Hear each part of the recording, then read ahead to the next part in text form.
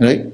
आपने कुछ भेजा अंदर, कुछ तो यूज कर लिया बॉडी ने, और जो यूज नहीं कर पाया वो बॉडी ने निकाला, राइट। फिर अगले दिन कुछ भेजा अंदर, फिर बॉडी ने यूज किया, कुछ जो नहीं निकाल यूज कर पाया वो बॉडी ने निकाला, राइट। तो एक बैलेंस बना हुआ, हम जिंदा हैं, हमें कोई दर्द नहीं, कोई पेन नहीं है।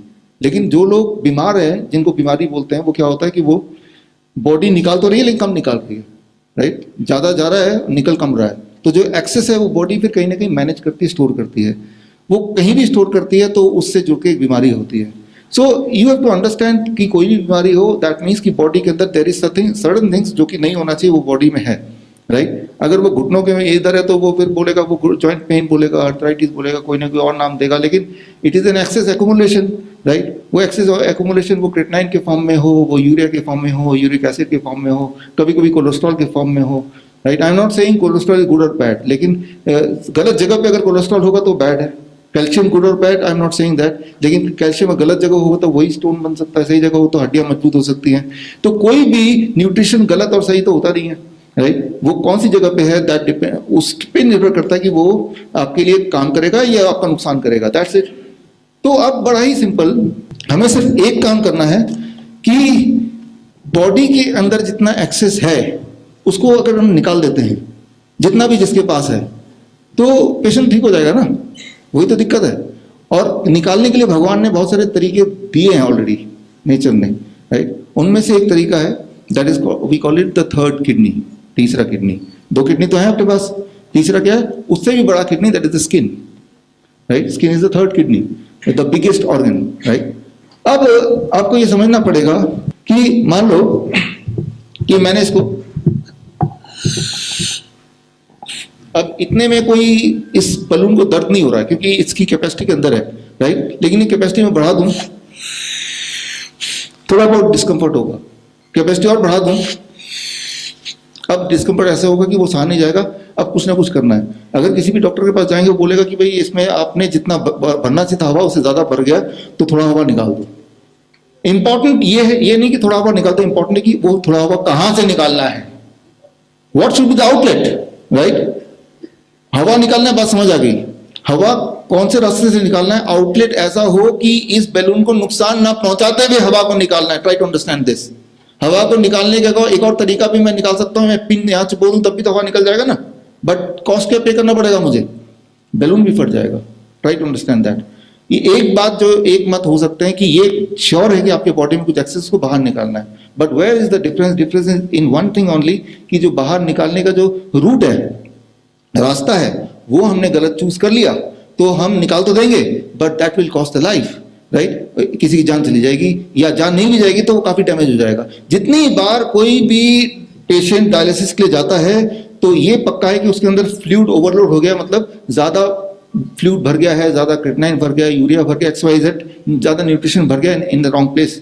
तो निकालना है यहां तक ठीक है, लेकिन निकालने का रास्ता अगर डायलिसिस हो तो that is as good as कि निकालने का रास्ता हम ये बोल रहे हैं कि बैलून को बीच में से छेद कर दो, राइट। जो रास्ता भगवान ने बना के दिया उन्हीं में से कोई रास्ते से अगर निकालेंगे, राइट, तो बिना डैमेज किए, बिना बॉडी को डैमेज किए इंसान को हम दोबारा हील कर सकते हैं।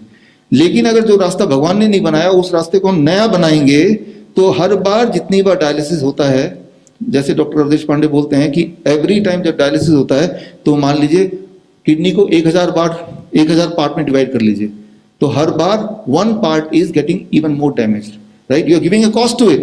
जितनी बार डायलिसिस होगा उतनी बार आपकी किडनी फर्दर खराब होगी। Try to understand that, right. क्योंकि ये जो रूट यूज कर रहे हैं, चाहे पेट का रूट यूज कर रहे हैं, चाहे ब्लड को लेके बाहर डाल रहे हैं, ले रहे हैं, this is the not the root जो कि भगवान ने आपको बना के दिया है, राइट। तो सारी जो बीमारियां हैं, जितनी बीमारियां हैं, बीमारी का बेसिक प्रिंसिपल आपको समझ आ गया। सवाल ये नहीं कि वो कैंसर है, कि ट्यूमर है, कि वो किडनी फेलियर है, what name we want to give. सवाल ये है कि there is something excess which is there and wherever it is giving you discomfort and pain, that is the only thing. तो क्या हमारे पास कोई यूनिवर्सल तरीका है जिसके माध्यम से हम एकदम बॉडी के अंदर की चीजों को बाहर निकाल दें, राइट। तो जो भगवान का दिया हुआ है तरीका, जगह जहां से किसी भी चीज को बाहर निकालने के लिए भगवान जगह, that is the pores, right. आपके पूरे बॉडी में स्किन या फिर स्टूल या फिर यूरिन, राइट। ये 3-4, कभी कभी नाक से भी निकाल सकते हैं कुछ ना कुछ, राइट, वो भी। तो ये चीज 3-4 आउटलेट है जो पहले से ही बने हुए हैं। अगर इन आउटलेट को अगर आप यूज करेंगे तो बॉडी डैमेज नहीं होगी, बिकॉज ये पहले से ही बनाया है। अब मुझे कमरे से बाहर जाना है, मैं अलग से एक दरवाजा छेद करके फिर निकलूं तो ये डैमेज हो जाएगा। लेकिन जो दरवाजे ऑलरेडी बने उन्हीं में से मैं कुछ यूज कर लूंगा तो इमारत का कुछ भी नहीं होगा। तो हमें ये देखना है कि हमारे अंदर जो दरवाजे हैं वो कौन कौन से हैं, कौन से दरवाजा नहीं खुल रहा तो ऑल्टरनेट दरवाजा हम कौन सा यूज कर सकते हैं, तो काम बस निकालना है। तो ऑल्टरनेट दरवाजा क्या है, यहाँ पे समझिए ऑल्टरनेट दरवाजा हमें पता है कि हमारा स्किन है। जब भी मैं किसी पेशेंट देखता हूँ, किडनी पेशेंट, उसके पैर देखता हूँ सबसे पहले। आप भी किसी पेशेंट को देखेंगे, उसके हाथ और पैर देखिए, राइट। अपने हाथ देखेंगे, उसके हाथ देखेंगे, अपने पैर देखेंगे, उसके पैर देखेंगे, एक सेकंड में समझ आ जाएगा किडनी पेशेंट है या नहीं है, राइट। अगर तो सूजन है, राइट, स्वेलिंग है, यानी कि बाहर नहीं निकल पा रहा, तो बॉडी की ग्रेविटी की वजह से क्या करता है कि पैरों में ही वो अटका हुआ है। Getting the point? तो उससे that is the first indication. कई बार तो उसको उल्टी होने लगती है, बॉडी का जो बाहर जाने का जो भी आउटलेट है उसको यूज करता है। कई बार उसको इचिंग हो जाएगी, यानी कि स्किन के रास्ते बॉडी बाहर निकालने की कोशिश कर रहा होगा। हमारा मतलब सिर्फ इतना है कि निकल जाए, राइट, कहीं से भी कैसे भी निकले, ठीक रास्ते से निकल जाए, दैट्स ऑल। अच्छा, कैसे पता चलेगा निकल रहा है कि नहीं निकल रहा है? बड़ा सिंपल है। आप देखिए यहाँ पे, this is what we call as hot water immersion therapy. आप देखिए, इसमें पानी में हम बिठाते हैं इस तरह से, और पैर सीधे हैं और गले तक पानी है। पानी का टेम्परेचर 40 डिग्री सेल्सियस। और अभी जैसे आप और मैं हूं, अभी एटमॉस्फेयर, राइट, स्पेस से ऊपर जो हवा है, हवा का दबाव हम सबके बॉडी में है, right, that is called 1 atmospheric pressure. लेकिन पानी का दबाव भी हो गया ना, जो आदमी बैठा है यहाँ पे, उसके पानी का दबाव इसके नीचे वाला हिस्सा जो है, पानी का दबाव है प्लस एटमॉस्फेयर का दबाव है। 1 atmospheric pressure plus the pressure of the water also. ये दोनों प्रेशर प्लस हीट।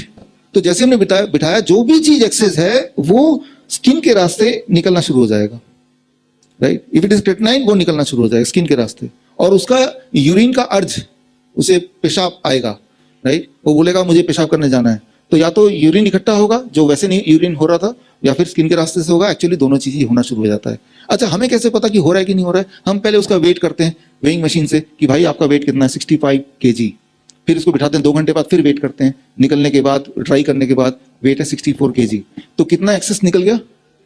1 किलो निकल गया ना। इसी को बोलते हैं डायलिसिस, राइट। इसी के सारा जो इंडस्ट्री है, दैट इज डायलिसिस, राइट। तो ये कैसे होता है? Physics of it, right.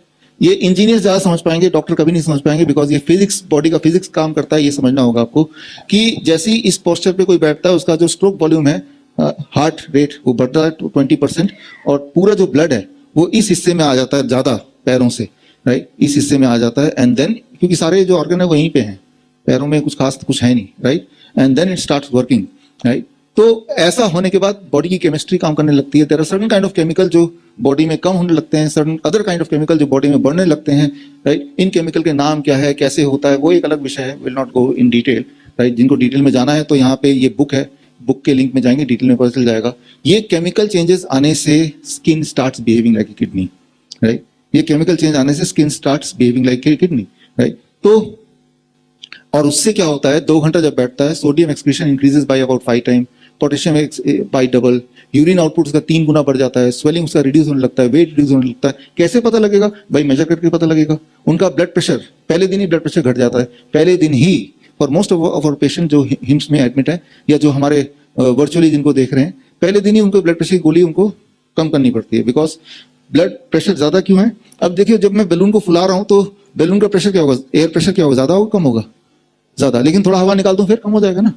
तो हमने 1 kg फ्लूइड, एक्सेस फ्लूइड निकाल दिया, तो ब्लड प्रेशर कम हो गया। अब कम हो गया, दवाई लेके आप क्या कर रहे थे? ब्लड प्रेशर कैसे कम कर रहे थे?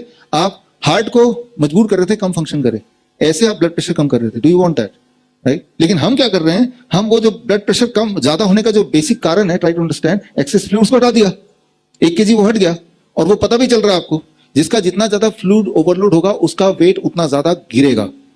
मान लो किसी, जैसे मैं हूं, मेरा फ्लूइड ओवरलोड ऑलमोस्ट नील है, तो मेरा वेट हो सकता है 200 ग्राम ही गिरे, राइट? तो जो कोई 2 kg भी गिर जाता है, 3 kg भी गिर जाता है 2 घंटे के अंदर, राइट?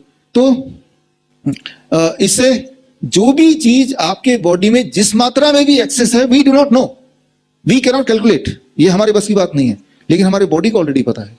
हमको बॉडी को उस सिचुएशन में डाल देना है कि बॉडी अपना काम करना शुरू कर दे, right? We have to just do this. हमें बॉडी को सपोर्टिंग सिस्टम पे लाना है, हम खुद बॉडी के इंजीनियर ना बन के बॉडी को माहौल देना है, right? So this is what we have been doing, जो हम करते हैं अपने पेशेंट को। और ये सिर्फ किडनी पेशेंट की बात नहीं कर रहा हूं, ये सारी चीज जब एक्सेस होता है तो वो किडनी पेशेंट नहीं, वो कैंसर पेशेंट भी बन सकता है, वो हार्ट पेशेंट भी बन सकता है, क्योंकि बीपी हाई हार्ट पेशेंट का भी होता ही है, राइट।